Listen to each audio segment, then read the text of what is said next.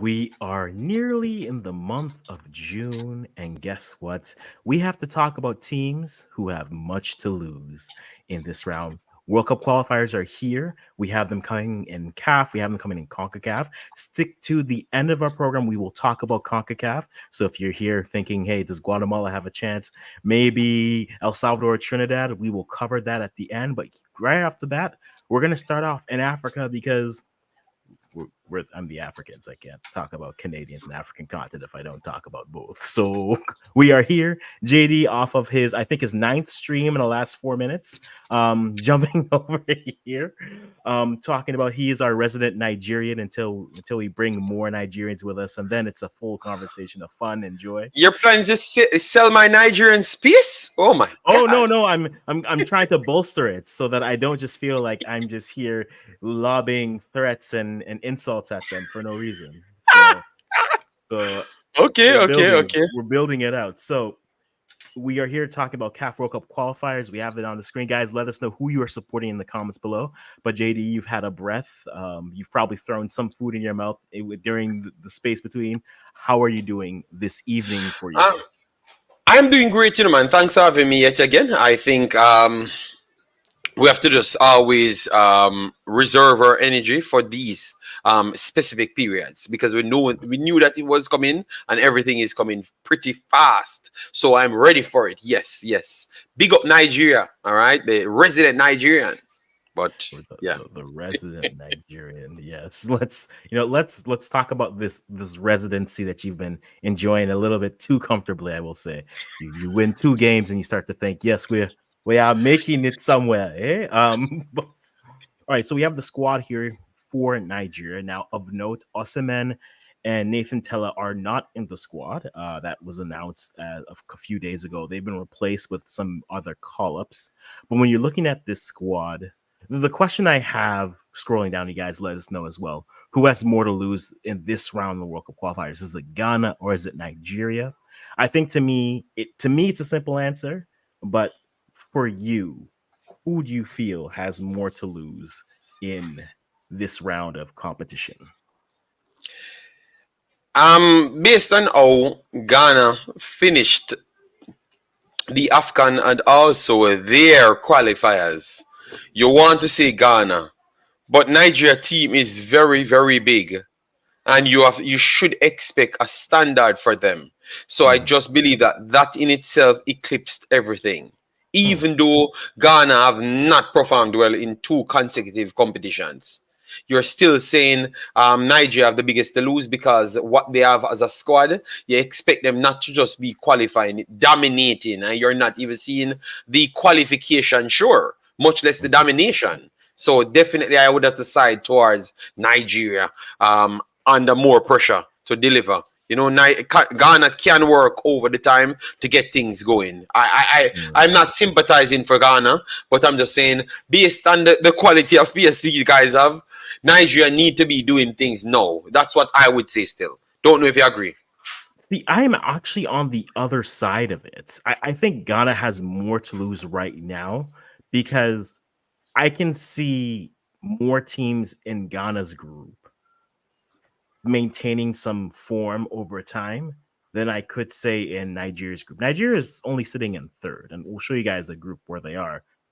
But I mean, South Africa will be there. We know Benin. We expect a little bit more from. We know, but it's really just Rwanda who are sitting at the top of the group right now, and they're one bad window away. I do still think Rwanda will hang around enough to make one of those 2 teams sweat, but I think for where Ghana is located, Ghana has one bad result, which ultimately leaves them in a position where they're not even close to second or third. They are in 4th right now, though they have the win.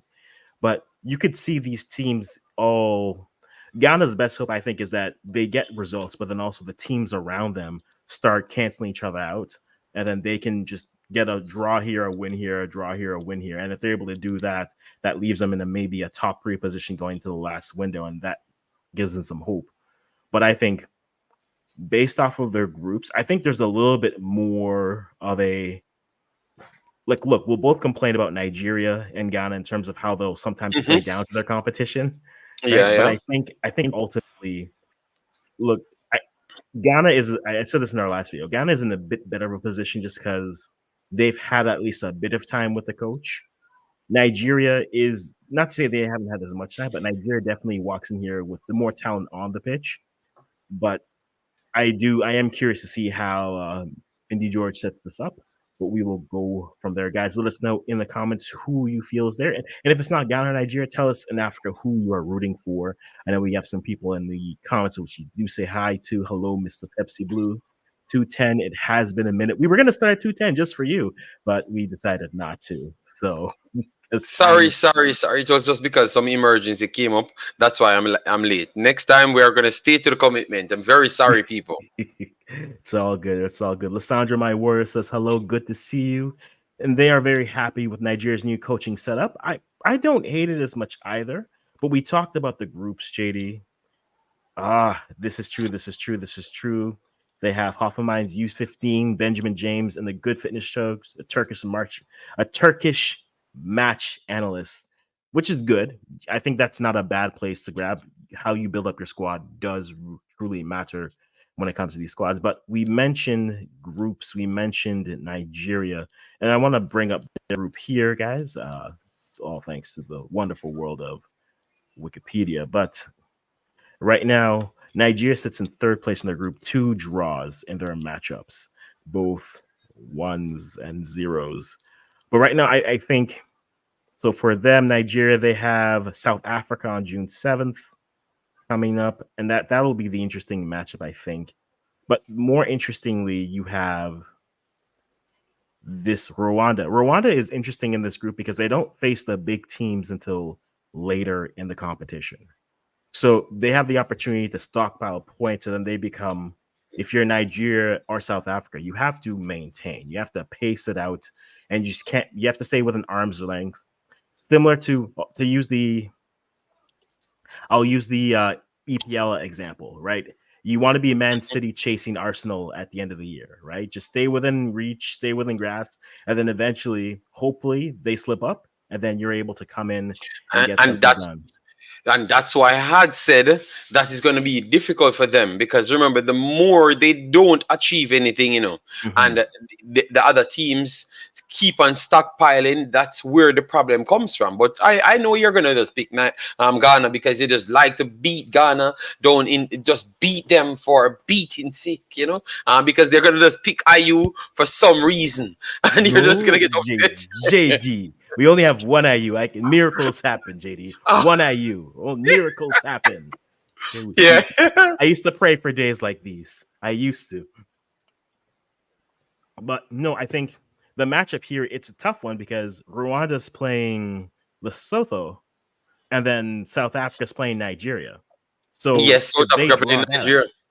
and then Rwanda's able to win, that's 4-3, and then Rwanda's on 7. So Nigeria does need to, like, they do have pressure, but I think the top 3 will be the top 3 here, right? And that's Oh, where yeah? I think You the top 3 will be I think Rwanda, because Rwanda doesn't play any of their top teams. I mean, look at their breakdown of schedule. Yeah, but Rwanda, Lesotho, Africans, we saw Lesotho play. They are not poor at all, Africans. Remember, no, they are Nigeria not. played them, Nigeria, they Mm-hmm. got a point from Nigeria. So why you Mm-hmm. think that they're just going to lose to other people? At one point, they look like they are the ones going to beat Nigeria. So then what? I don't think it's as close as what you think. No, they already took a point of Nigeria and they never looked like they were out of their depth. I was one of the time holding on to my chair like, what's really going on? Are Nigeria going to lose to this team that I didn't even know before the match started? Almost. It's what happens. No, but I do think that if you look at the two matchups, not to disparage Lesotho, but Nigeria versus South Africa, that seems more even on the pitch than, say, Rwanda Lesotho. Someone in that game is getting 3 points, I think. Could it go to a draw? Of course. But I think Rwanda has an opportunity to stretch their lead, or they just get or they lose, and then they're just a team with 4, and then now instead of being in first, they're in third or fourth, and then everything just continues and goes. So I think group wise, I'm not disparaging Benin, Zimbabwe, Lesotho, but I think those 3 teams, I expect them to kind of group it out and kind of stay within that clump, and then eventually near the end, once they start to play each other, then the gap starts to widen, and then you start to see, hopefully by then, South Africa, the Nigerias of the world, or maybe Nigeria or Rwanda, maybe Lesotho has more to say in this group. But I think Rwanda, the reason why I rate Rwanda right now is, again, they don't face those big teams until later, right? They don't have those bigger teams until later. So with that being the case, go through it, take your time. They have the 2-0 win over over South Africa. So I want to believe them, but I think the South Africa team is way better Africans. After the Afghan, South Africa looks. I think they met Rwanda very early in this conversation. That's all I'm telling them. Because if they meet Rwanda again, it ain't been no way as how they won that game. They are getting beaten. South Africa. I was wondering, you know what? I am just gonna make some predictions with not so much confidence. Because I'm just no Africans. After the Afghan, I started to look at things completely different. Like I will have to wait and see. You know, it is, and the thing with this is a marathon, not a sprint. Just because they're up early doesn't mean that they're going to finish early. But the more points you thank you. But they have 4 points, which is 2 more than Nigeria, 1 more than South Africa. That's 2 to 1 more point less that they have to stockpile for. So for me, if you just stay ahead of the curve, that's all Rwanda has to do. If it's just picking up draws, stay ahead, steal a win here and there, draws and wins, right? That's what it is, right? In CONCACAF, we always say win at home, draw on the road, and then you should qualify for the World Cup. Here, it's literally same strategy: win here, draw, maybe sneak a win on the road. Benin and Zimbabwe, bless your hearts. But I think they're all doing things, or they're all getting results. So I don't disagree with the thought that this group will be difficult. I don't disagree with it. There is depth in this group, there's no doubt. But I want to believe the top 3 rating as maybe they can push it through. Unfortunately, the only unproven one here is Rwanda. I want to believe in Rwanda. Too many Rwandese friends are telling me to believe in them, and I want to believe in them, but let me see it here. Let them know that I don't believe in them. You know why? Because I have seen what South Africa doing, and I honestly not going to let go of my Nigeria. And Lesotho is not a walkover team. So with all of those things right there, Rwanda have a lot of teams to deal with. Africans. I don't. But you don't have to tell me that I don't have to. I don't. And they are going to get it. All right. So good start, Rwanda. But this is as far as you go. Because all of these other teams are not looking small, and I'm loving it. I'm just sad that they have kind of stretched out the games. Them, they should have just had a period in which they just run out the World Cup games than to put them here in just so far apart. Because that is my biggest problem. Stop putting them one year apart after one window. But tell you what, it's their thing, so that's it. It is. I mean, this comes back to the ever-changing. Every federation has their ever-changing qualification round. I didn't mind Africa's CAF's qualification round last time. So again, for those of you who aren't familiar with it, it's similar to how CONCACAF ends, but it's from the start. So it's groups of 6. The top team goes on to the World Cup, and then the next top 4 second-place teams play each other. And then winner goes to the Interconfederation playoff. So A to I, 9 groups, 9 teams going through. Yes. You just have to top your group. So think of it as like it's basically 9 hexes for CONCACAF folks here who are watching. It's 9 hexes, no octagons or ochos, just 9 hexes, and top win goes through. But then second place, they battle it out in a similar elimination for that. So versus last year, I like last year's more because ultimately, what are you going to say? You had top teams playing top teams at the end, and it was the winner goes through. It just means that whatever you do, whatever the format is, whenever they go to that format, Egypt always loses out. That's just a guarantee of life. So it sucks for Mo Salah. It sucks for the rest. Omar Marmoush. It sucks for them, but that's the format. This one is a little bit more forgiving because you have the time to do it.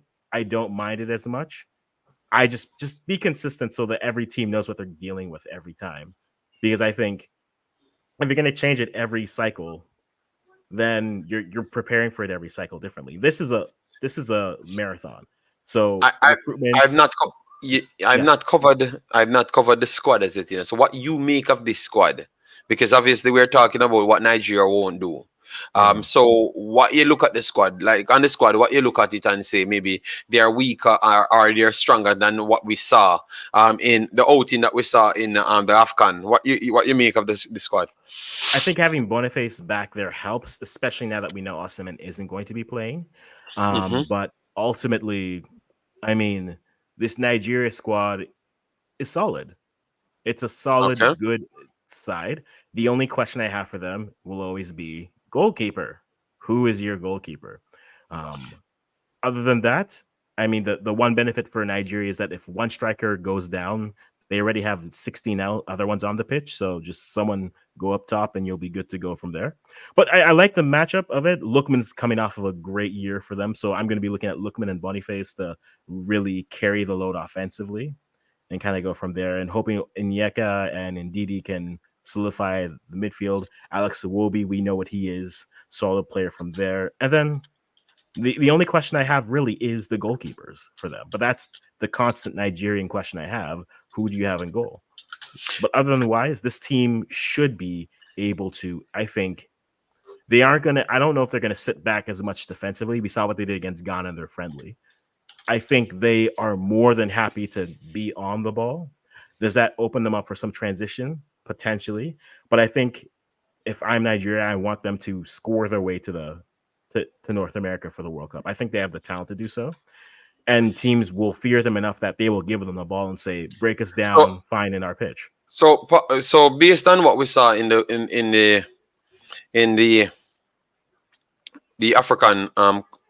Afghan, you Yes. don't think that they have solved that goalkeeping problem?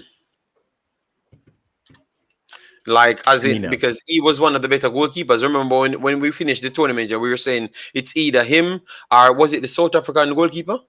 It was the South African goalkeeper who won keeper of the Yeah, tournament. yeah, yeah. That Um, was solely by cheat because he lost to Nigeria, and so we should have given Stanley because he was slightly better because he played more games, you know, and he helped his team to keep them in the game, you know. So, but you know what?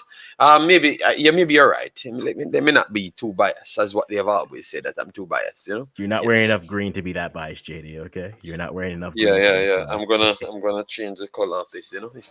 No, no, but I think Stanley had a good AFCON. There's no, I'm not going to deny that from him. But my question for him is, okay, I feel as if I want to see. It's more of a mentality conversation with Nigeria, where it's can they when they get you expect them when they get one, they should be able to pile on three. That's the talent that they have.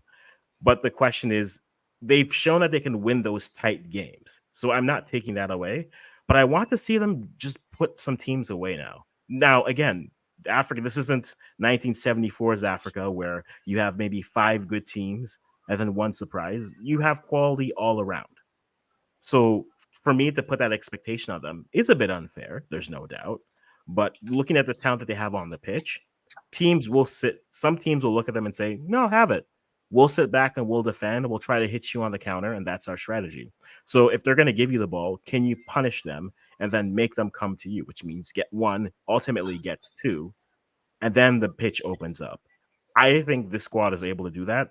I think Boniface up top opens a lot more. I'm not saying he's a better nine than us. Opens a lot more. Let me explain. I'm not saying he's a better nine than Osimhen. I think Osimhen's a better nine overall, but I like his passing ability a little bit more with a bunch of other players who want to be. I think Boniface is a good nine if you have a lot of wing forwards that you're going to play around you, or strikers playing out wide where they want to cut inside. He will still look for himself, but I think he has enough traits to be able to spread that ball around and spread that wealth to get everyone else going. In that sense, I still think Huh? Osimhen is the best nine. Well, Boniface, I'm loving that. Oh, I Africans giving you this high level of hype. But I am telling you, let me down and see what happened to you. You, Mr. Boniface.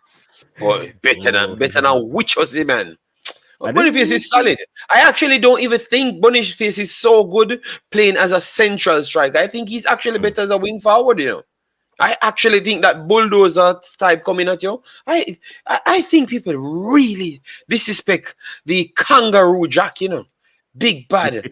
Osimhen, you know. Oh my god. But you know what?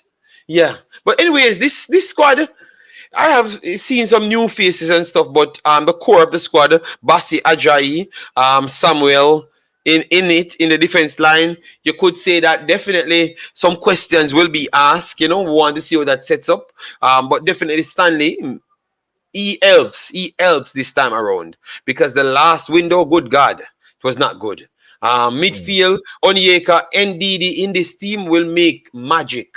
NDD in this team will make it completely different because others can take up different role. Onyeka and NDD in this team makes it a complete different team and let you don't have to put 16, 25 forwards on the damn field and work with 3 or so forwards at a time. You understand me? I'm telling you, you're going to see a different level game, and it's because you have two deeper line midfielder. One is a pure defensive central, and one is a progression. Even though people would say ND the star play even a 10 role, so that shows you how he's getting leveled up, but he's still a defensive midfielder at art for me. So I'm telling you, this squad is going to be completely better. Maybe not on the goal scoring side because my general is not there, regardless of what people want to say. Yes, Osimhen is not there, but they will win these games. I think they're going to beat South Africa. I think they're going to beat No. South Africa. Yeah, they are going to beat South Africa Africans. Okay, so I'm clipping this, and this is going out. That this entire section, it looks to be you saying they're going to beat South Africa. I'm not saying they won't, but I'm just letting you know that this is the clip that's going out on Sunday. I'm just letting you know. I am just letting you know. Africans got a lot of stuff. I, I sometimes have to talk myself into what will happen. All right, and they are going to beat South Africa. But what you will learn after that, because you're looking for the consistency. That's what he said. Well, this is the point we're going to see more in midfield that we start respecting the team. You know, so I think it's going to bring some respect to the stability in midfield, which is something that they don't have. That's why smaller teams can come and pass them around the park. You understand me? I think these two guys, Onyeka and NDD, will change things. I wanted to see them back. So if you have a Iwobi in the 3, you could say, Iwobi, do what you do best. These two guys are going to do their jobs and then help you out in what you do best, supplying the billion forwards them up front. So the Africans, don't worry yourself. I won't You're going worry to see. myself. I'm sure I will. I'm sure I will. Let's say some hellos. I'm not skipping some comments because I'm going to come back to them as we go. So Jason Gunner, good to see you down here. Appreciate it. I'm not afraid. I speak my mind. Don't worry. Adults are on the screen. It's no problem. Lissandra wants to ask me how do I like the U17 Derby. As I told one of my friends, and I think I told you this, Daddy, if the shot before they scored in additional time, if the shot that rings off the crossbar, if that's the goal they lose on, I mean, I'm not even upset. It's U17. And it's a little, not to say that it's volatile there, but I think both sides were good. It's a lot of quality in Wafu this year, so I'm excited to see if they go to 3 or 4 teams going for continental. To go to 4, Ghana has a chance to make that U17. If it's just 3, then I mean Ghana loses out on that. It sucks, but hey, University Ghana Stadium looks good. At least it's a green grass stadium that's not painted. Thank you, Ghana. I appreciate that. Sam Bowen is here. Appreciate you being here. There we go. Lissandro, lots to say. Unfortunately, I don't think we'll win against South Africa. Hugo Bruce has been talking a lot of smack since AFCON. Well, if you are, it's a fair conversation to have. If you're South Africa, do you walk into that game feeling confident? I mean, you just lost to Nigeria because you created so many chances against them. Granted, a defensive sitting team, you just didn't have the quality to get done at the end. I think if they fix that, it could be. I think that South Africa Nigeria game, if it plays out how I think it will, I don't think it's going to be a low scoring 1-0, 2-1 game. I think it could be a tight. I like to call those games like a tight 4-2 when it's when it's really like 3-2 or 2-2 for most of the game, and then someone pulls away at the end. Like 75th to like 80th to 90th minute, someone gets 2 goals and the game finishes. A tight 4-2, I see that game ending either side. I do favor Nigeria slightly, but I think South Africa is going to walk in that game thinking we know we can play with these. We've played with these players. So Yes. you have a new coach. That what does that mean for us? Okay, we're gonna play with you still. I can see them walking in with that type of confidence. Yeah. I get you. Yeah, and to be honest, when you're going to look at the pattern of play coming up, I don't think Nigeria will get the pattern of play fast enough, run it like good Mhm. enough to the level that they want it. But I just believe that because they have the superior players, they are going to get it, and they have in key areas. You could clearly see that they are starving of deep line midfielders to win back the balls them and keep the level up. It was just not there. Yes. Mhm. But do you think, Big Boss? No, for sure, we're running it through. Tom Stranger says, "Big up Africans," and JD, good to see you here as well. Jason, I do agree. Stanley was excellent at Afcon. Not saying he was bad. I think in this matchup, I don't know if it's fair. I think most people look at Rovan Williams as the best African-based keeper in Africa right now. And I controversial. I'm not saying that he's not good, but the first good team he played, like, and this is nothing against the teams he played, but he made a bunch of saves against Capo Verde, and then when he played Nigeria, he let. So I'm not saying he's not a good goalkeeper, but I'm saying okay, now you're playing quality again. You're playing them again. Show me you're the best goalkeeper in Africa, and who's based in Africa. Show that to me.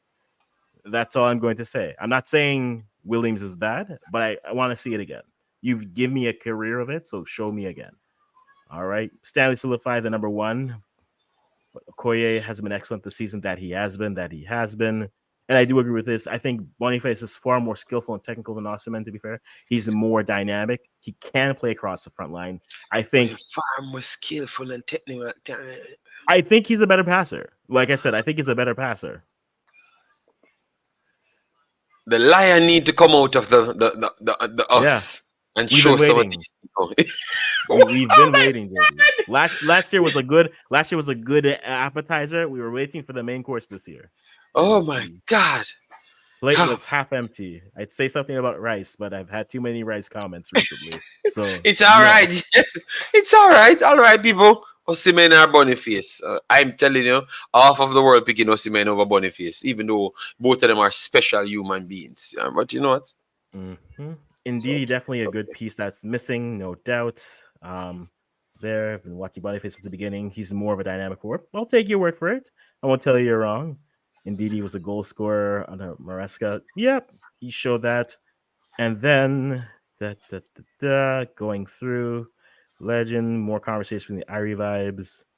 And there, I do agree with Irie vibes. They have elite attackers, which they don't need to lean on, but if they can complement it well, I think this is their group to run away with.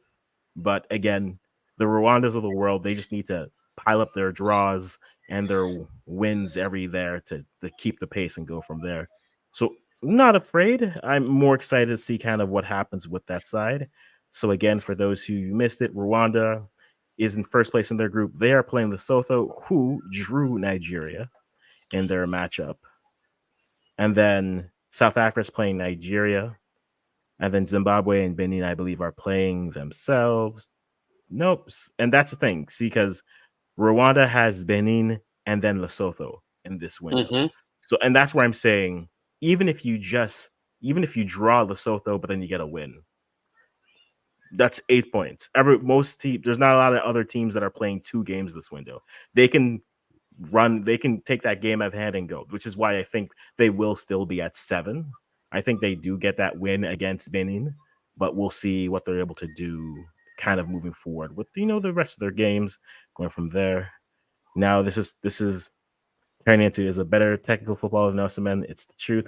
It's the Osimhen is good, but not as well rounded hour. So welcome, guys. Um, I'm on this People is have the end of mouth the to month. speak. I have mouth to speak as well, so I will say what I have to say, but I have not said anything. That You know. is true. That is true. And we will go from there. So we talked a little bit about Nigeria. What I do want to talk about is the Boniface, oh my question. God. Just missed a goal. Just lack of control and see what will happen to you on my stream. On your stream of all things. Yeah, oh Uh, my God. uh, You guys just find something else for me to fight about now. Oh God. so Ghana squad is out. Ooh! Transitioning to, I know I don't have it fully, but we will fix it up for you guys in a moment there. But Ghana squad is up. The big talking point with Ghana squad is there's a certain lack of IU2. There's only one IU, Jordan being called up, and then Andre not being called up for the conversations. Lissandra, Okay. I see the question. Do you believe in Otto Addo? Um, I believe in him in short spurts. So I have this conversation with my friend, right? And my friend is like, okay, Short spurts, are okay. we looking at so here's I'll give you the entire run. I do believe in Otto Addo, but I look at Otto Addo like I look at, say, Thomas Tuchel right now, where he has a resume at a specific level. He has that. But right now, Tuchel to me is a coach where I think he's your perfect, hey, we're trying to salvage this season, coach. Let me bring you in for the last 12, 15 games, turn it around, win a trophy, get it done. He's good for that. Give him a year. I'm not sure. Now, granted, this is the conversation I always have with Tuchel with my friend. It's like, okay, yes, at Chelsea he had injuries. There was the bully situation. There is like the sanctions and such. You can't take that away. But at his peak, it's let me make the best. Right now, there's chicken bleep, and then let me make some chicken salad out of that. That is Tuchel to me. Now, what Otto Addo has shown is that when he walked into Ghana's team, after they got rid of the coach, he had 2 games to qualify for the World Cup, and he did it. He qualified for the World Cup. He didn't beat Nigeria those 2 games, which is, I feel like I have to put a moratorium on that statement. He never beat Nigeria. He simply qualified Ghana for the World Cup. And that's what he did. He got them to the World Cup. They played 2 good games, and then 1 game that we asked what happened. I think they missed a penalty in that game, and then they were just mentally dead. But they looked good against Portugal. They looked good against South Korea, though they had a window where everything died, it seemed. They came back. So do I trust them with the squad? Do I Mm-hmm. trust his ability to coach? Yes. But right now, his only proven metric at this level is I can turn it around in a short period of time. They've given the full reins to him. So now it's a conversation with I have faith in him, but I need to sit back a little bit and see, okay, what do you do? Now, this pool has been a little bit interesting. He Mm-hmm. doesn't have a lot of the main players. Injuries and lack of form have run their course with them. Yeah, So like a it's not farm. Damn. right. Like Iñaki Williams found a piece of glass in his foot at the end of the season. So it's just Yeah, like I this is saw that. I saw that he was playing. Oh, something is wrong with Inakina, man, because this man doesn't really miss games, and for you no. to have a glass in your foot, and they show the glass, it definitely doesn't really look like yeah, how is that even possible, Africans? For you to have that in Hey, your foot, and oh my and God. he was still productive. So glass foot and still productive. Just wait till he has a sewn foot. He'll be unstoppable, JD. He'll be I, unstoppable.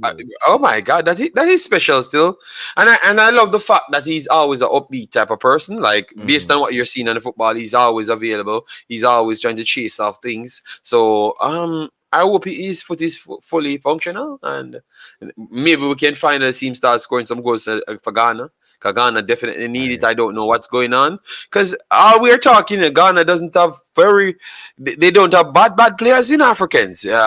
So we have to start put some little expectations on them as well. Slackness they're going on with not performing to certain levels because Nigeria ain't good either. Why Ghana keep on getting away with it? Well, it's because Ghana, we just discovered our strikers. You've had 32 since they were like 2. So we let us get a 9. We finally got a 9 whose name isn't Ayu, and we've been very happy for this. So for me, I take my wins when I can get them. They've already won a game. There's no Andre here, Hmm. and it's a choice that the coach made. I do appreciate how the coach isn't talking about that in the media. I know everyone wants to kind of get that out of him, but ultimately he made his decision. They're missing like 9 players, but that's actually one of the questions, and Jason does bring him up, and we will get to him. Newcomers on the team, it's good to see.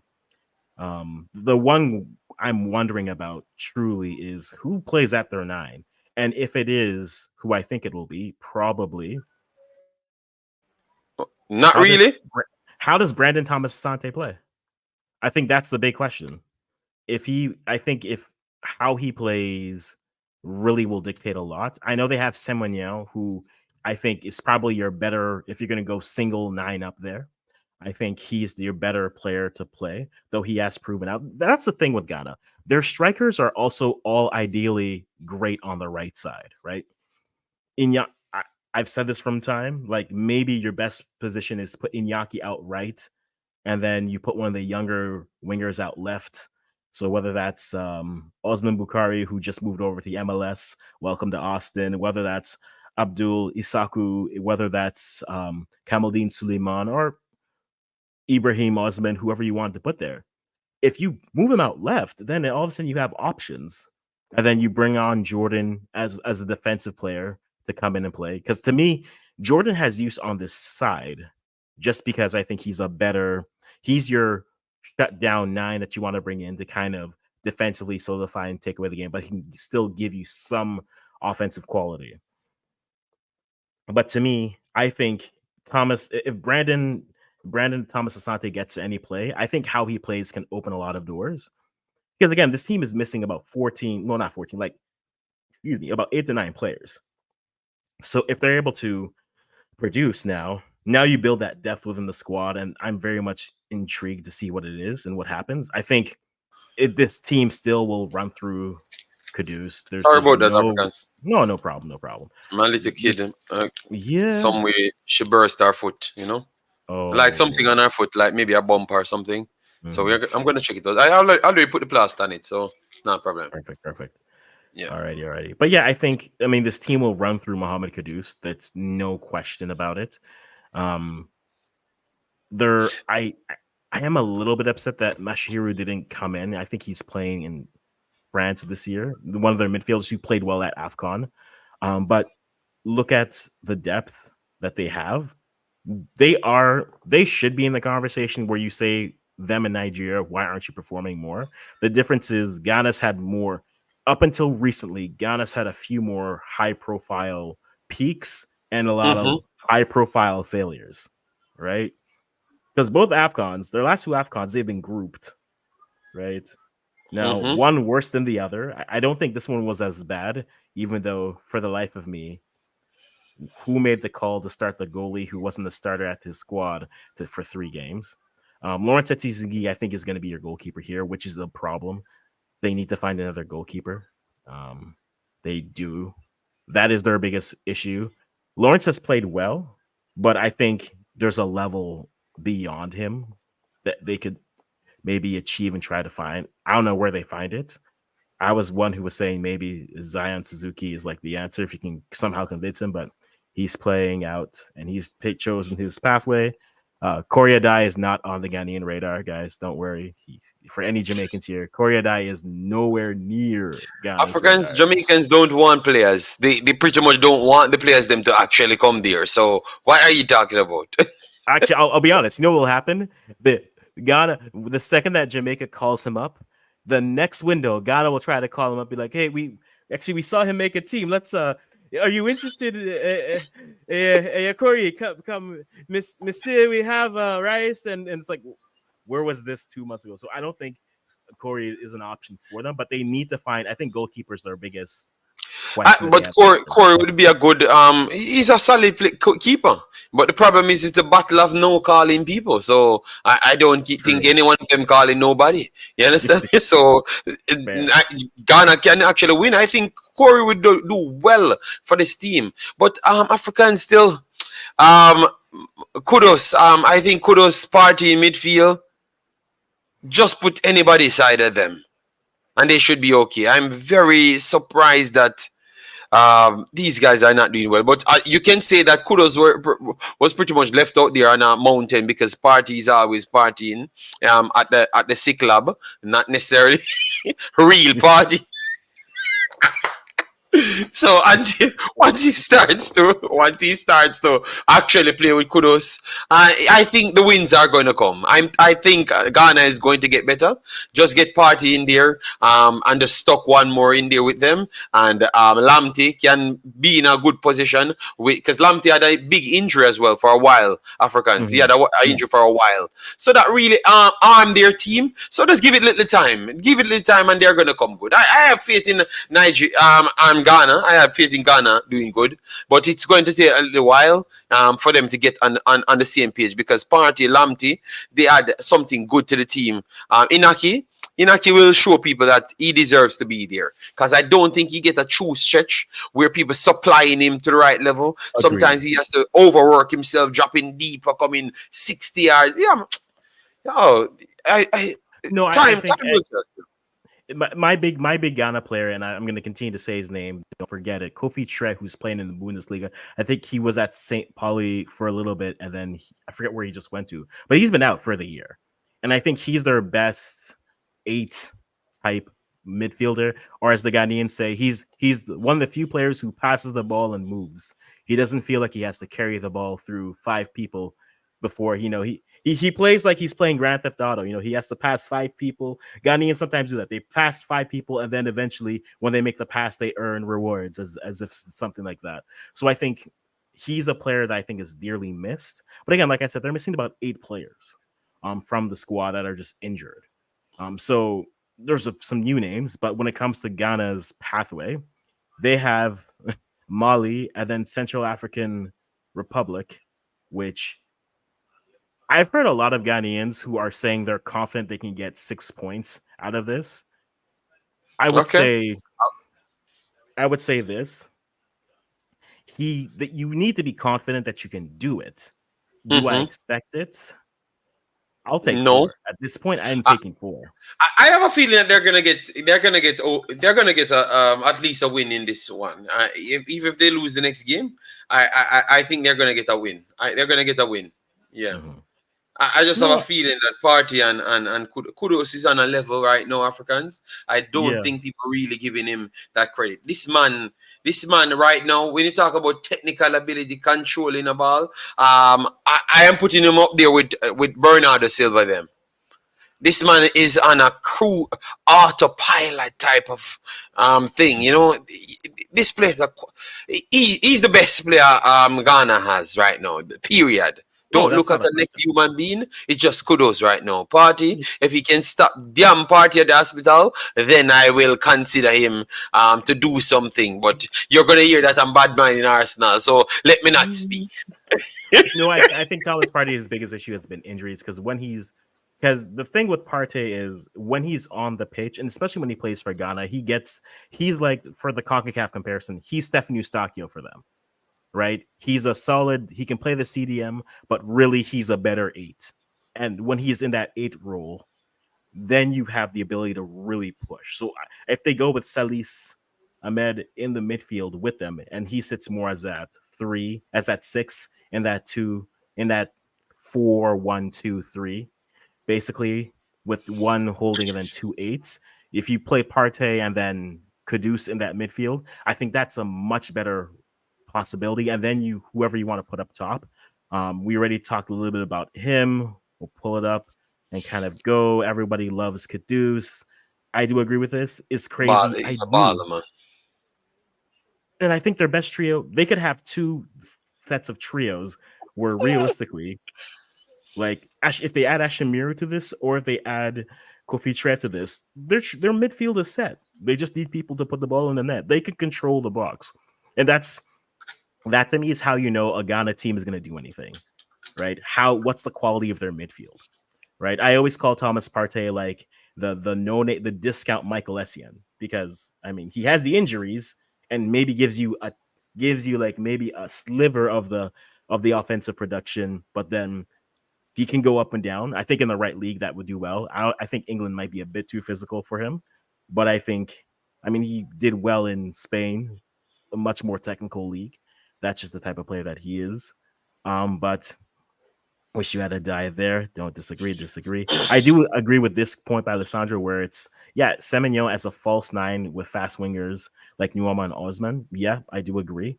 I don't know. The one thing, and this comes back to my trust with Otoado. Otoado, if he sees something that's not working, I trust him to make the decision, right? The big story with him is, and the big showing for me was when they played Nigeria and Ghana in the World Cup qualifiers, Jordan wasn't having a good half, and immediately he subs him off. Right? Once the halftime comes, it's like, this isn't working. Let's switch it up so we get more energy, and we're good. So I don't doubt that he'll be able to see, and that was our big issue with Chris Hughton. By the time he made choices, we were all wondering, well, we've already made two, and you have to make two more now, but you make the one that needed to happen 40 minutes ago. And that's where I think I'm very much concerned with him. Apparently, JD's dog is saying that Ghana isn't good anymore. Well, good for them. I have nothing to do with that, Africans. JD's dog, I don't know him. I think JD, it's you should have tactical or disclaimer. The views and opinions expressed by JD's dog are only is JD's not dog, do not necessarily represent the views and exactly. opinions Thank you. of JD or the Amex and family. Yes, thank you. Yes. But I do agree. Kudus is on level. Is he the most talented African right now? I don't know. Africans, but he's in the top. He's in the top three. Just give Boniface all of this big hype up talk. Oh, it technically is. This man is the most technical player in Africa. Period. Okay, I'm going to ask you. Even above Salah. That's fine, but I'm gonna put another young player in the conversation. I know they're in two different leagues. I give the edge to Kudus, but Morocco, Brahim Diaz. Brahim Diaz is solid. How close do you think he is to Kudus? Africans? I think we are disparate. No, people. Kudus is on a different level. I'm not saying he's not. I can't believe what I saw the man doing in the Premier League. Africans, maybe he's the skillest player in the Premier League. You see, like how we are talking about Mahrez. Mm-hmm. This man is as skilled as Mahrez type of player. He's a skillest player, natural. I saw the man playing against City, and it's like four people trying to stop him, and they just can't stop him. Something is wrong with him. He's done drugs. Bicycle just because. Not even the bicycle, but the kid is good. He's good, man. He's good, man. But I'm surprised that you wanted to give Boniface all the hype in the world, but never wanted to give Kudus, a man that we see going up week in, week out with all the highest skill players, not all his highest physical players, and he has to go to three of them. They kick him down, thump him down, and he's still on his feet. This dude is skill, man. Best thing in Africa right now. I don't need to acknowledge what I already know is great. So no. But you tried to play it down. I am seeing with my balls. You know, my eyeballs, I was seeing it very good. This guy great vision. Shout out to healthcare in Belgium. But no, I think, again, I'm not saying that Kudus isn't the top young player in good God, man. I'm not saying he's not, but I'm asking the question, like, what's the gap between him and the next player coming up? That's what I want to know. Africans, another stream, another day. Africans, hearing what I'm saying, Africans. Mm-hmm. This man is in the English Premier League playing for the West Ham. And I heard commentators screaming out, and it's not for Man City. They're talking. It's not for Liverpool. It's not for nothing else. It is for this brother. He is not normal. No. Yes. He is the face of Ghana football right now. My eyeball. Oh, I shouldn't have said balls so strong. All right, JD dog. You said I know you. I don't know you. It's either your it only can be two accounts. Either tactical manager, or you have a brother named, what's his name again? Alex Reed. It can be tactical manager or Alex Reed, two of the biggest troublemakers on the internet. And I want to think it's not tactical. I think it's Alex Reed. Alex Reed, yeah. Oh man. Martin Baker, no. I don't want to send another player that they have too many of for him to sit there. So keep him away from the Blues. Okay, they've had their time with Ghanaians, so leave them alone now. Leave them alone. Yeah, but he would have feared anywhere. He could have feared anywhere, you know. But But easy with his balls. Oh my yes, I saw. No, they aren't the same quality as they were 4 years ago. There's no doubt.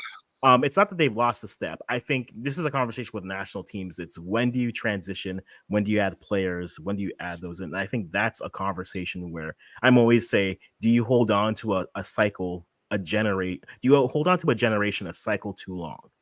And I think Ghana did that. Yes, players like, but I think with Ghana specifically, and I've said this before here, I think the AUs aren't bad inherently, but it's when you have those players, you block the development of other things. And especially when it's turned into like they play them out wide, they play them in the middle, they play them up top. You're telling me that we didn't have any prospects that could have come in. Now, granted, some of them didn't develop like we thought. Not every generation is going to come through. But I think it's not about the last 4 years versus here, where Ghana is now, and Ghana can rebound. That's the scary thing. As bad as it seemed, they can rebound. But last year, or their last World Cup cycle, is a result of just, I think, 8 years of not really being able to pick out the right players and develop them properly and going from there. So where would I rank them in terms of that? They're 14th in CAF. They are the 14th ranked team in CAF, and I think that is where they rightfully are. There are 9 groups, and they were put in the 12th, 11th. They are the 14th best team in Africa, and there is no doubt about that. That doesn't mean But in CONCACAF, in where I CONCACAF or think you, CAF. yeah, that's coffee you wrote, but where I think they would have really ranked in CONCACAF, because CONCACAF aren't not all that good in Africans. I'm telling you, I think CAF is because better than CONCACAF. yeah, and that is for sure. That is not a question. But if you're putting Ghana in CONCACAF right now, they are. Ooh, ooh, ooh. I'm very Don't. sorry, Africans. I'm very sorry. It's only still 2 teams. We flat out say that's better than them, and I would put Canada might just beat them 1 and 2 times, but Jamaica ain't better than Ghana. Panama not 100% better than Ghana. They're not going to just beat them up. No, it's going to be the same bracket. Jamaica, Panama, they are going to fall in the same bracket. CONCACAF ain't that good, brother. I'm very sorry. Well, Yeah. I'm gonna ask the controversial question that I've avoided in every stream here. But let's get to Ghana and their matchups. And then you see that group that they have. I look on paper, you see Comoros, you see Mali, you see Madagascar, Central African Republic, and Chad. On paper, Ghana should be able to get the top 2. But for some reason, Comoros is like our new is for the Canadians out there, there are Honduras. Well, no matter what we did in the 2000s, Honduras would always come back and haunt us in our dreams. Or for the Jamaicans in the stream, they're like your Panama. Your Panama over the last cycle. Doesn't matter what you do, they just beat you. So on paper, Ghana should finish higher up, but they have a further. I mean, the loss is there. They need 4 points here to at least think that they have a chance, because yes, the teams over them aren't necessarily. I don't expect Madagascar to maintain this. I don't really expect Comoros to maintain it. But this is Ghana. And Ghana's groups always have teams that decide that today we will play above our level. So because of that, on paper, like we said, who has more to lose? Ghana versus Nigeria. On paper, Nigeria's group is tougher, but in their minds, Ghana makes their groups more difficult. So I want to say Ghana should finish top 4. I mean, top 2 here, but they need to show me that I can say that confidently, and they'll go. If they go into Mali and they're able to get a good performance here, it changes the narrative a lot, because Mali is the big threat in this group, right? Mali was the number 1 ranked team in this group. So if they're able to get a win at Mali, then there's no reason they can't beat the rest of the teams. But they, for whatever reason, now again, maybe it changes with the coach. For whatever reason, when they play these teams that say we're just going to sit back defensively and make you create, they've just struggled. They've struggled to create in the way that, say, like a team in CONCACAF wins the game 1-0, but really if they hit all their chances, it's 7-0 or 7-1. Ghana struggles that way. Or, as the Nigerians would say, they struggle like Nigeria does against some lower competition. So Ghana is in that same boat. On paper, they should be fine, but we will see what they're able to do. Comoros always gives me flashbacks. I see a center back make a goal line save. I get a Comoros flashback. Okay, so this is me. This is me. But Freddie does say doesn't think Comoros will get too far. It's going to come down to Ghana and Mali. I think it'll come down to the very last match day. I do tend to agree, but Mali's not fully healthy right now, but I can't say, but Ghana's in a position to take advantage of it. We have to see what they're able to do. And then from there, we have a conversation and say, okay, if they can go through. Do you think Ghana finishes top 2 here, JD? In their group? I don't know how in the world Comoros on 6 points, but well, they beat Ghana. We know that. We know how they ended up there, but Ghana is something else in Africans. But because of party, and not the Drake party next door, all right? I'm not taking these strays. No. Yes, because party will be there. No, I want to think that just like NDD coming there, it adds some more value to the team. I just believe that those two guys are some silent stars for the teams, So I think with them coming back, they are going to make the team much better. You get me? This is true. They are gonna make the team much better. So I think they are gonna jump up the table. I actually think they're gonna get 2 wins. Maybe not looking as convincing as you expect them to be overall, but they're gonna take some steps to get there.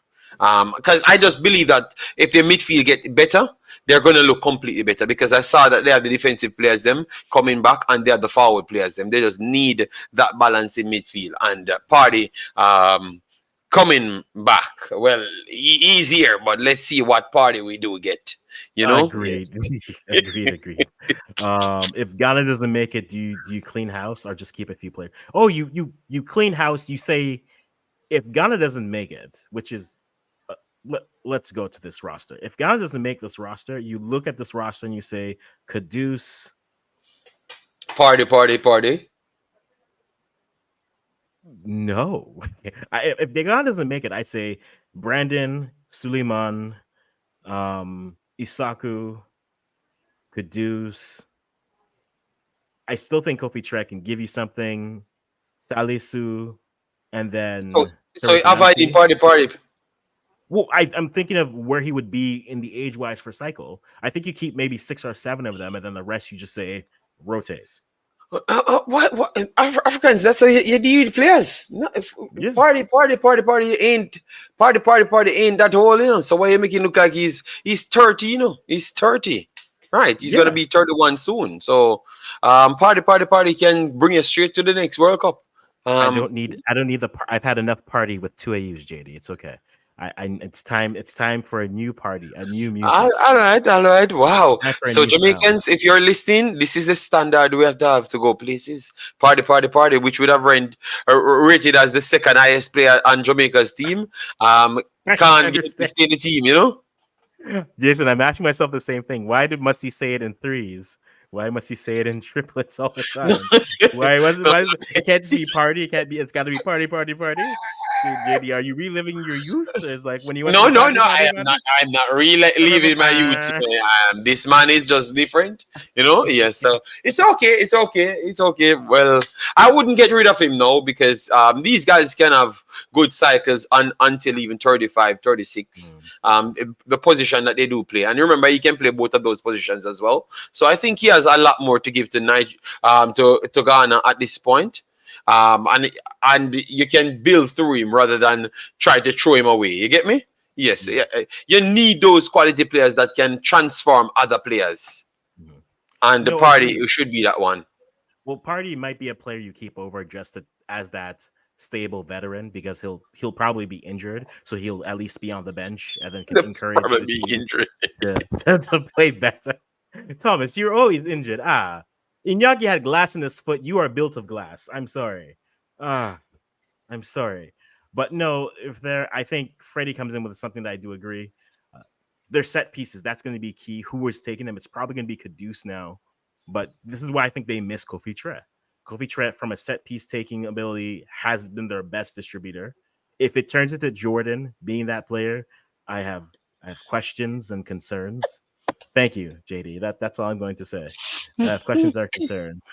They do need to make the best of their set pieces, because ultimately, if they are not able to, then you turn to a problem where it's just waste opportunities. And Ghana can't waste opportunities. They need to stock of their points here. Names of old.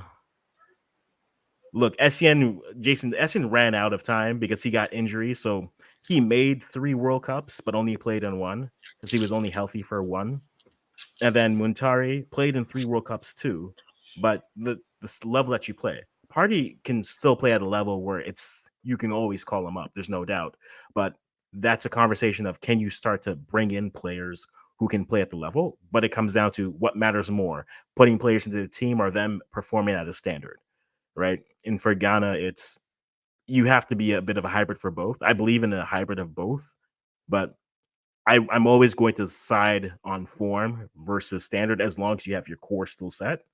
Some people the rules won't apply for, right? You can have top players who are playing terribly, but then they have a good record for their national team. That's fine. But I always want to bring in players who can maintain that form moving in. As we prepare to wrap up our Africa talk here. So yes, we're done for the night, and or we're gonna go.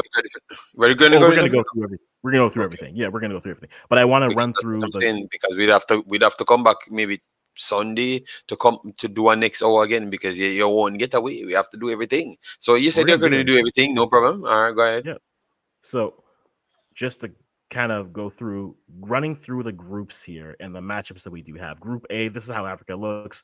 Egypt, Burkina Faso, Guinea-Bissau, Sierra Leone, Ethiopia, and Djibouti are there. You have an Egypt versus Burkina Faso June 6th. That will be a fun matchup, a very fun matchup. And then Guinea-Bissau is playing Egypt on the 10th. Not bad. Ethiopia, no matchups that I'm seeing here, but that group, that's where they sit. I still think Egypt should have the quality to get through here. Really quickly, JD, you still picking Egypt to get through Group A? They're already there, so I think they're going to keep it together. Salah is back, so it's not like Salah just indefinitely can't play for Egypt. He's going to be back, and one thing about Salah just come to score goals. So they're going to win, but he's going to score. So you better just give him his numbers, right? And he's going to be getting his numbers. Yes. So Salah, yes, empty calories. Okay, I understand. No, I did not say that. I said if your team want to take it as empty calorie, he still will be scoring his goals. That's one damn thing we do know. Salah and goals, and our goals contribution is just like madnik. Yes, go ahead. No, I do agree with you, Jason. Burkina Faso and Guinea-Bissau will be a good battle for second. I think that'll be a very nice battle in Group A for second. Group B, you have Senegal with Sudan, both tied with 4. I think Congo will come back with it. Congo and Senegal right here will fight though. Sudan, I think, will drop off. I'm sorry, Sudan, but Congo, I like Congo. Congo is playing Senegal on June 6th, so there's a lot of good matchups on the 6th. Mauritania playing Sudan, so Sudan wants to keep on stockpiling goals and points. They can do so. Togo plays South Sudan. Willie Macchio, please get the boys in form. But I think it's Senegal's group to win. DR Congo has a chance, but that means they need to get at least a point out of that Senegal matchup so that they can stay afloat and stay within reach of the groups. So I have Senegal still winning. You have Senegal and DR Congo. We're about the same. We talked about Group C already. Ultimately, where I think it goes, I think Rwanda is able to hang around until the end. Can they bump off South Africa, maybe Nigeria for one of those spots? Just listen to his answer. Maybe. I think people, Africans say Nigeria ain't going nowhere. All right, thank you, Africans. But I'm going to disagree with you. Rwanda not coming first or second. South Africa and Nigeria coming out of this thing.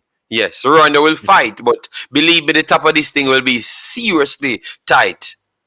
Oh, I I'm don't doubt. backing I what I don't doubt. saw from South Africa and Nigeria. I don't know who is winning this group, but South Africa and Nigeria coming ahead of Rwanda. That's what I'm going with. I think Rwanda. I'm gonna go Nigeria, Rwanda. I think they somehow pull it off. Oh my So God, they just Nigeria, won. Rwanda. I don't know Yeah. what is wrong with you and just fighting against the big teams, them. All right? South South Africa needs to be Africa. careful. Well, No, but they're not Africans, hosting, so they're not guaranteed the spots. I yeah, get to but throw just, that jab at them. but Africans, we have just seen South Africa perform well here.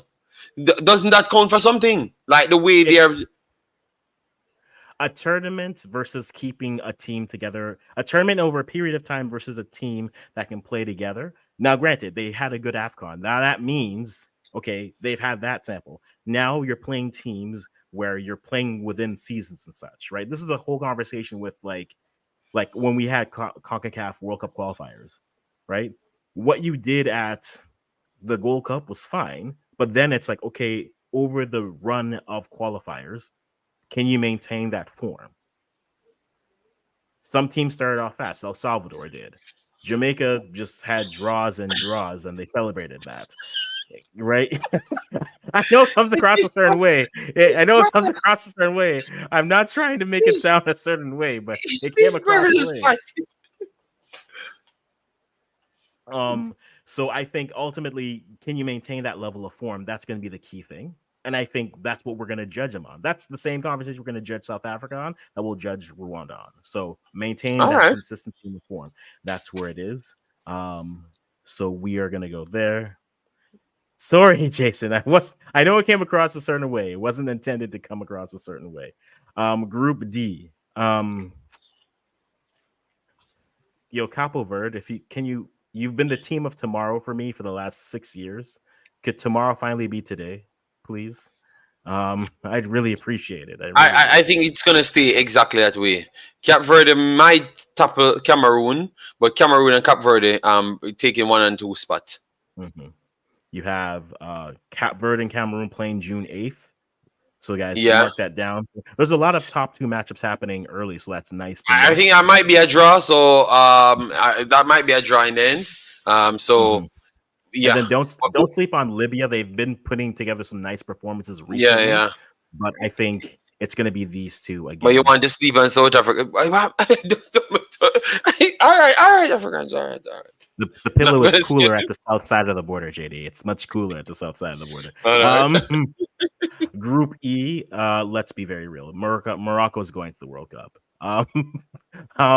Zambia, Niger, Tanzania, and then Congo, Eritrea had to drop out, so they withdrew. You have Morocco versus Zambia. That's June 7th coming here, and then Niger, Tanzania, and Congo. Everyone's on 3 points, which is the interesting thing. But I do think Zambia has a loss already. I do think I think Morocco takes this group. And then I'm not sure who I want to put in second with no real sense of logic here. This is just going for what I think. I think Congo pulls it out. I think Congo is able to get to second place here, and then they look good from there. Devon, which ball did they take from you? Which one did they take from you? Let me know which one they took from you, because I don't know if they took anyone, but you let me know which one they took from you in that sense. JD, who do you have finishing second in this group, or first? I think Morocco finished. Morocco, Zambia, Niger, Congo. Congo on 0 points. 0 point. All right, I think Zambia team doesn't really look bad. They have played 2 games already. Morocco definitely qualifying first. Yes. So I'm going to say it stays the same. Morocco and Zambia. I'm going to go with. I'm going with they flip the table. So I'm gonna go Congo is able to get Um, themselves together and then okay, finishes okay. in second. Almost stole that one. All right. Yeah. Oh yeah. Congo will play a match. Okay. Yeah. Yeah. Damn. All They right. lost All that 4-2 to who? To Zambia? Well, maybe they turn it around next. Who knows? Zambians, Copperheads come for us if we're wrong. Okay. Group F, Ivory Coast, Cote d'Ivoire after winning the AFCON. Then they have Gabon, Kenya, Burundi, Gambia, Seychelles. I know we were hoping this could be maybe where Gambia pushes up to top half of their group. They didn't look bad in their performances, but they weren't able to get a win. So you're down two results and you're -3 on the goal difference. Cote d'Ivoire, I think they run this. They do stumble a little bit near the end. They are playing Gabon on June. They are playing Gabon on June 7th, so that's going to be an interesting matchup to see. Looking forward Kenya, to see what that Burundi, is. Gambia. Gabon versus the Gambia on June 11th. I think that's a guys. If not now, then when? So Gambia really does need to get that performance in June 11th versus them. So I'm hoping that happens. But who do you have in this group going through?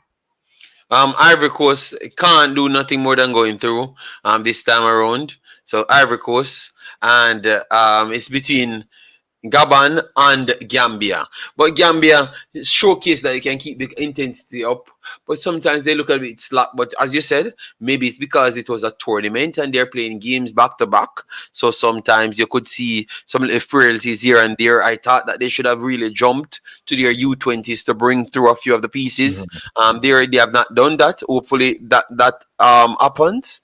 Yeah, but I think Gabon might just steal it, because Gabon is already on 6 points. So Yes. I think Gambia will push on late, but it will be too tough for them. I think Gabon will hold on and get second spot, but Ivory Coast takes first. I've liked what I've seen from Kenya and some of their friendlies that they've had. Kenya's just been going to Russia and playing Russia. So good for you guys. I think Kenya can push for that second spot, but Gabon might just have more offensive outputs that they can go through. So I think maybe it ends up on goal difference at the end, but I think it's Ivory Coast and then Gabon. But I do see Kenya pushing up to really get a result there. So It end up on goal difference for who? for second Gabon place. and okay, for Yes. second place. Okay, because Yeah. all of a sudden I wonder what you're trying to tell me that Gabon is Kenya. No, what? Oh man, Yeah, I no. said Kenya. Yeah. I said Kenya Kenya is and as good Gabon as Ivory get Coast. through. Yeah. No, okay, yeah. But I never heard well, because I'm almost losing it. Fair point. Group G, you have Desert Foxes, Botswana, Guinea, Uganda, Mozambique, Somalia. Guinea, what are we doing? Guinea, what are we doing here? We should JD's be dog. performing better. Jamaica should just beat the teams them that we have to beat. Let we beat Damrep and Dominica. All right. Yes. No, they don't beat anyone. Let we don't fight with JD's dog. JD's dog is somebody of a troublemaker. Leave him alone. Yeah, I do agree with you. I think Guinea gets into second. I do like what Botswana has been doing on all levels of their football. The women have been raising up, the men have been doing Algeria, well, let but me down here, man. uh, Jesus God, man. I don't want to get like the wrath of any Algerian YouTube content creators. But like Algeria is a team where on 1 minute they look like they are ready to take the world by storm, and then the next minute they look like a team that just came for 3 matches and then are leaving. So whichever team they want to be, please let us know. But they have too much talent to be finishing anywhere. But first, the big matchup here: Guinea and Algeria, June 6th. A nice matchup to keep an eye out for. I have Algeria and then Guinea. Are you going Algeria and Guinea as well? Or are you going to think Botswana or Uganda and get it done? Yeah. I think Algeria, Guinea will come, because even though you don't give the Afghan so much credit, I still believe that it's a good amount of games for people to get them their acts in line. Just as Agreed. how it helps some teams, I think it helps some of the smaller teams bigger. So I think Guinea will go up there with Algeria. At this point, Algeria, I expect them to be first, but Algeria, as you said, sometimes they just don't look convincing. They will pass the ball a million times good, but just fade after the 60th minute. And I can't manage that, you know. I can't have confidence because it's 90 minutes game plays. And some of these Agreed. guys from Africa is very strong, you know. So when you think game finish after 60, you have two more goals to concede. So I think I'm worried about Algeria. Let's see still. But I'm worried about them. Finishing top spot. I think they're going to be good enough to get through in first or second. At this point, like finished first or second, but I'm not 100% certain if they are going to finish first. I'm very sorry. So, Group H, an interesting game. Group Tunisia, Namibia, Liberia, Malawi, Sao Tome and Principe, and Equatorial Guinea. Equatorial Guinea, 0 points over 2 games. So the story with them is they played 2 games, but then Insu wasn't eligible when they played those 2 games. I think it was right before. So they played him a bit too early, and because of that, they lost those 2 games. Are the Okay. results for those 2 games. I do think Namibia still got the win over them. I do think they can push up to that top 3, but you're chasing points right now. You're chasing 2 results, and you have to be perfect. You have to get 2 more results than they do. I think Tunisia, as much as they are a team that sometimes also frustrates me, this is the sub-Saharan bias coming out of me very clearly. I think they should finish top of this group. And then I think the second place comes down to Malawi, Namibia, and Equatorial Guinea. Liberia is good on paper, but I don't know if they can maintain it moving forward. So that's where I'm going to say that second place goes there. So I'm going to go right now. I'll go chalk, Tunisia and Namibia, but look out for Malawi and Equatorial Guinea. I think there's enough talent there that can push it. What do you have, JD? This is a tough one. A tough one. Namibia already on 6, as you said. Equatorial Guinea got points deducted. Sao Tome just there to lose points and lose goal difference. You know, so I don't expect nothing from them. But definitely Equatorial Guinea, what we saw from them, I think they are technically the best team in the actual group. Based on what I saw from them, I think they were good enough to win this entire thing. So all they have to do is just knock off everyone. And to me, be honest, they can beat every single one in this group. And that is sad that you said that they got points deducted, you know? Because I think they would have actually been up there to win the entire group. But maybe losing those 6 points will come back to haunt them. But I could see them causing more problems in the group to decide who wins it, you know? So I would say Tunisia will get two more wins in this group. So because of that, I'm going to say Tunisia first. Namibia. All right, Namibia. All right, so Namibia. All right, I'm going to. I think Equatorial Guinea might catch Namibia. You don't think so? You don't think it's possible? I don't think it's impossible. But I think if that happens, I think Malawi has enough talent to surpass. Even Liberia, to be honest, should have enough. But I think if Equatorial Guinea catches Namibia or is close to them, I think at some point Malawi or Liberia have passed them. Okay. Well, we have to revisit this one then, because this is a deep one. Because to all Equatorial Guinea is good, you know that every team that they're going to play, you're going to have problems. Agreed.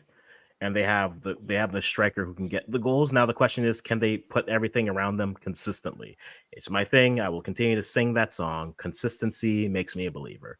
That is how it goes. And then Group I already talked about it. On paper, this should be a Mali and Ghana matchup at top, but Comoros got their 2 wins. Madagascar is Ghana's new boogeyman. Chad, well, they're Chad. And Central African Republic. I think Mali comes away with this group. I'll say it this way. I think only one of Mali or Ghana makes it out of this group, either first or second. I think either Mali and someone else does, or Ghana and someone else does. I don't think Mali and Ghana both make it out. That might be very controversial. I know Comoros is up with 6 points, but that's still 2 and 3 more points than someone else. I think they will make it annoyingly uncomfortable. Though the more I look at this group, I say Ghana should just be able to get to their top 2. So I'm going to go for right now, just based off of their matchups and the games that they have, I'm going to go with Mali and Comoros until I see Ghana show me that they can consistently play there. So right now it's going to be Mali and Comoros as my 2 teams to get out. Mali up top, then Comoros going through the Intercontinental Playoff for someone. And I've said before, Ghana finishing the top 2. I don't care what African has to say. I am going with that. Fine. That's yes, fine. Ghana in the top 2, and I have a feeling that it's Mali and Ghana going in there. Comoros dropping out. Yes, That is I'm very not much gonna likely. joke because they got 6 points. I think the party coming back, and it's going to be a party. All right, that's all I'm gonna say. All right, yes. Not one more I'm party. sticking with that. Not one more party, I GD. will leave the extra party until the game play, the first game, and then believe me, Fair enough. 3 more parties coming behind. You know. Fair enough. JD told me that Egypt is over. Oh, okay, well, I don't, JD. I don't know who these I people need to are. I need to buy JD's dog because these stories are just lies. All right, so JD's dog, I have to buy. Just tell me how much I have to pay for you. All right, and I have to just buy you. You know, yes. All right, guys. So we went through CAF, guys. Make sure if you're getting to this video late, you jump back in. Let us know what your predictions. Who do you feel could surprise? Is there I know this question was there before we quickly jump over to CONCACAF. Is there an African team? Actually, to this question, do you guys like the 48 team World Cup or stick to 32? I don't mind 48 because they're in 4 team groups. I think it's a little bit ridiculous to go to 48, to be honest. But I think as long as you keep the groups as groups of 4, you're fine. So within that aspect, I don't mind it. I still think it's a bit of I don't know if you have the infrastructure to do it everywhere, but that's now what they've built. 48 works as long as you keep groups of 4, and at least it keeps the third place teams alive. So every game does have more value. A draw you get somewhere could be the difference between your cup being done versus making it through. So I don't mind 48 specifically because they are in groups of 4. JD, real quick on you. 48 versus 32. Well, tell you what, it's just football, right? At this point, the guys are stressed out about how much games they have to be playing.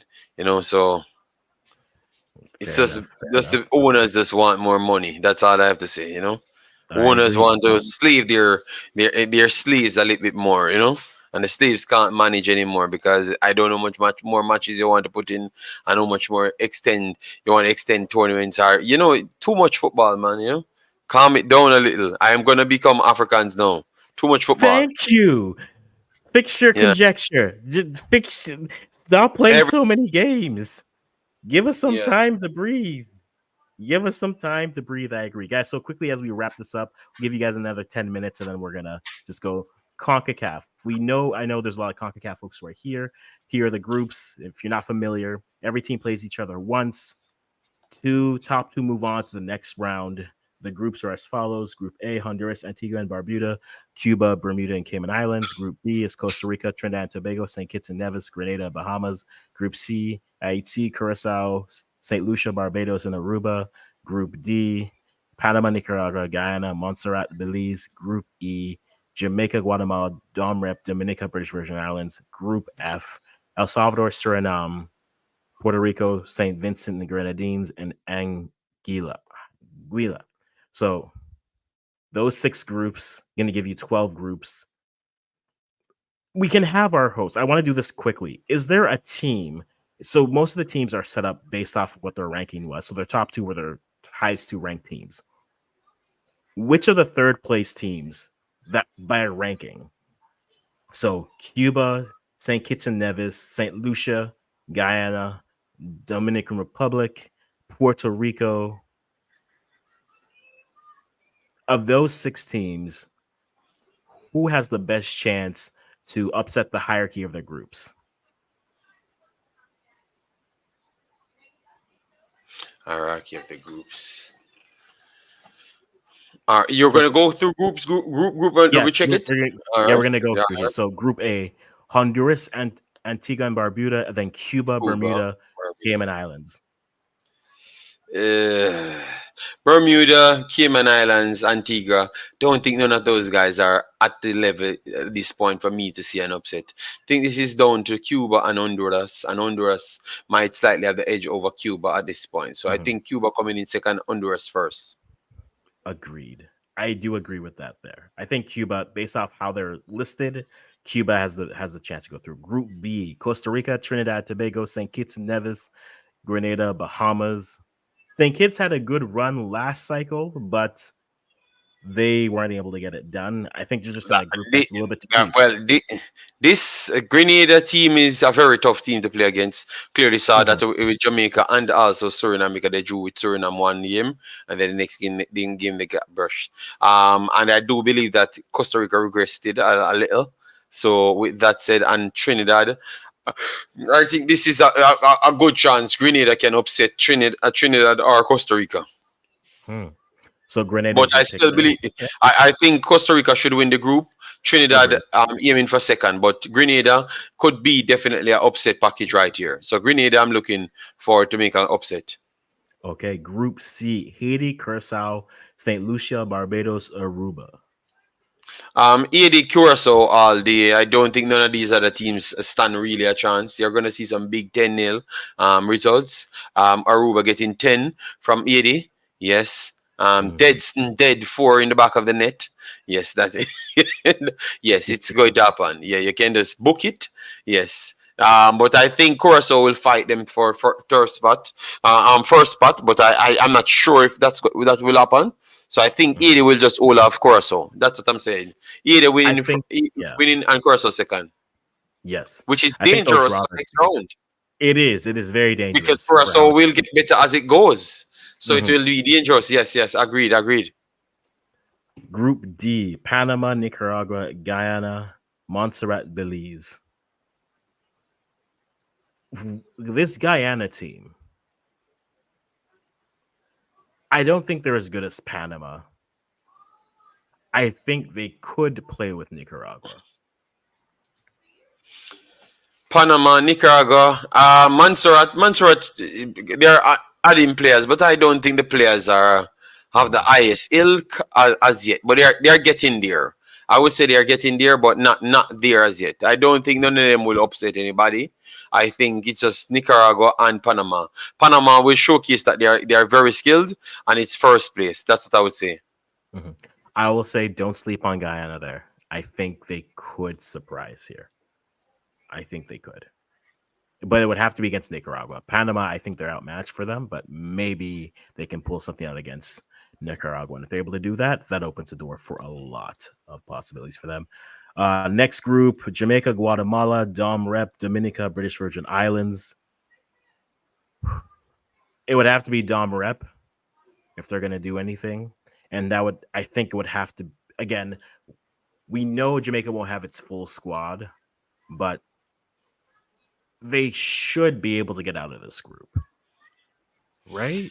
Yeah, I think so. I am not. The only thing I'm not sure of is first or second place, but I think first should be the aim for Mhm. Jamaica. First should be the aim, but I'm not Fair. sure because of the situation at this point. Yes. Injuries happen, and that is the cycle. I think Dom Rep, depending on what you get from Guatemala, they have a chance to do something. But I think Jamaica does take this, but Dominican Republic would be the group, I think. And then group El Salvador, Suriname, Puerto Rico, St. Vincent and the Grenadines, and Anguilla. I think El Salvador on. Ooh, I'm just gonna say this. I think this might end up being Puerto Rico and Suriname. Puerto Rico and Suriname. I don't think El Salvador will do anything. Maybe I, I'm giving maybe I'm giving I Hugo Perez too much credit, but what have they this is where I done agree with without you. On. him? This is the group that I think will have the upset tonight. Because Puerto Rico is a team. as Suriname lost to Puerto Rico on penalties the last time. Obviously, Suriname have 50 different ballers, so it's a complete different set right now. But I could see that this is where I think the upset coming with, because these are three teams that Puerto Rico the closest out of anyone to defeat any one of these teams. I don't think St. Vincent and Anguilla will really pose any challenges. I wouldn't be surprised they lose all of the matches then. It wouldn't surprise me either, which is why I think out of the things, I think if there's a top team that could fall out, I think it might be El Salvador. You guys can prove me wrong. That's fine. I will be on YouTube forever. But I think if there's a group that where you say the team that is ranked the highest might leave, I think Suriname and Puerto Rico could get it done. And then that opens the door for them in the next round as it stands. This could be interesting. But I'm curious to see how it goes. We've covered two sections of JD. I'm so happy my name's not Africans, because if we have to do Asia, Asia's a whole system. Asia's a whole system of layers. All we would have to do is just do different segments. We have to segment them, like maybe do shorter version videos if we had more contests, you know? Someone was breaking down Asia's World Cup qualifiers. Was like, so they're in the first round, and so the first two teams go, then they'll go to the next round. I'm like, yes. What? There's another round after that? Huh? Yes. I'm not young. But remember, we have a next round after this as well, you know? And yeah, but your next round is simple. And then you have a next round if you come second. Because you have to go to the confed to fight for a spot. So, you know, even though that was always there. So, but if you add that to the Asia part, that's where the problem lies. So you have a point. Oh, that's true. But as it sits here, guys, we will wrap it up. Yeah. It's an early night for us. It's an early afternoon for others. But guys, thank you for stopping by. If you're watching this on a rewatch, let us know, who do you rate in African qualifiers for the World Cup? And is there a team that you think has a good chance to upset for CONCACAF? Leave it in the comments below, guys. Thank you for stopping by. Truly do appreciate you guys and the love and the support you've given. Make sure you're watching while you're doing that. Make sure you like, comment, subscribe. Go from there. Appreciate you all. Thank you for stopping by. Have a great weekend, everyone. And until next time, we'll simply say goodbye. Bye-bye for now.